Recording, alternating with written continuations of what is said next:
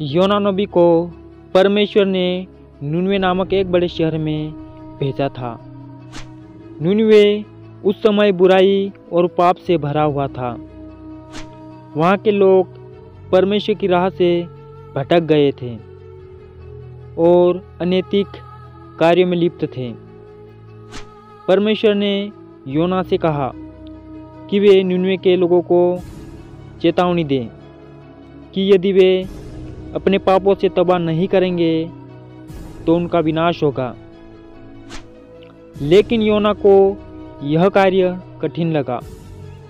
उन्हें डर था कि नीनवे के लोग उनकी बात नहीं सुनेंगे और वे उनका उपवास करेंगे। इस डर से उन्होंने परमेश्वर के आदेश को अनसुना कर दिया और नीनवे के विपरीत दिशा में भागने का निर्णय लिया। योना ने जहाज का सहारा लिया और नीनवे से दूर भागने के लिए समुद्र का रास्ता चुना।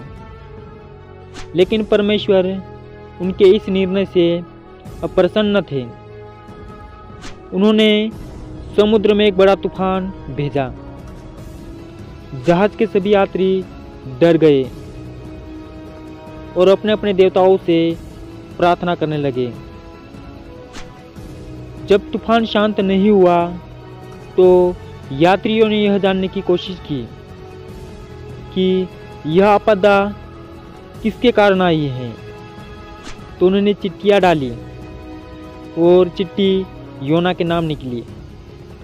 जब यात्रियों ने योना से सवाल किया तो उन्होंने स्वीकार किया कि वे परमेश्वर के आदेश से भाग रहे हैं और यह तूफान उन्हीं के कारण आया है।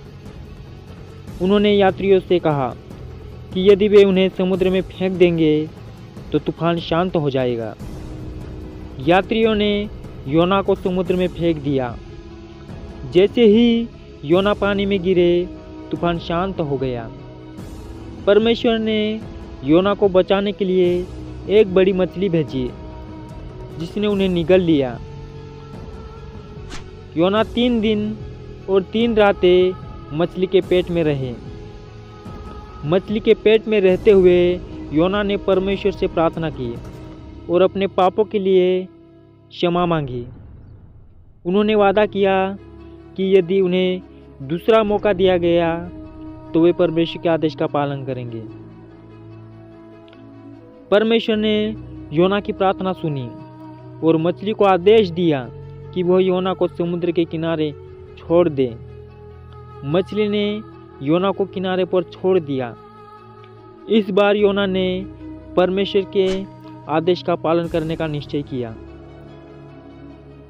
योना नीनवे पहुंचे और उन्होंने वहां के लोगों को चेतावनी दी कि यदि वे अपने बुरे कर्मों से तौबा नहीं करेंगे तो 40 दिनों में नीनवे का विनाश हो जाएगा। योना के संदेश को सुनकर नीनवे के लोग डर गए। उन्होंने पश्चाताप किया, अपने पापों के लिए माफ़ी मांगी और अच्छे कार्य करने का संकल्प लिया। नीनवे के राजा ने भी योना की बातें मानी। उन्होंने अपने महल से बाहर निकलकर सामान्य कपड़े पहने और उपवास किया। उन्होंने अपने पूरे राज्य में घोषणा की कि सभी लोग पश्चाताप करें और परमेश्वर से माफ़ी मांगें। नीनवे के लोगों की सच्ची पश्चाताप को देखकर परमेश्वर ने उन्हें माफ़ कर दिया और उनका विनाश रोक दिया। लेकिन योना इस बात से नाराज़ हुए कि नीनवे के लोगों को इतनी आसानी से माफ़ी मिल गई। योना की नाराज़गी को शांत करने के लिए परमेश्वर ने उन्हें एक उदाहरण दिया। परमेश्वर ने एक पौधा उगाया जिसने योना को छाया दी, लेकिन अगली ही रात वह पौधा सूख गया। योना ने पौधे के सूखने पर दुख व्यक्त किया।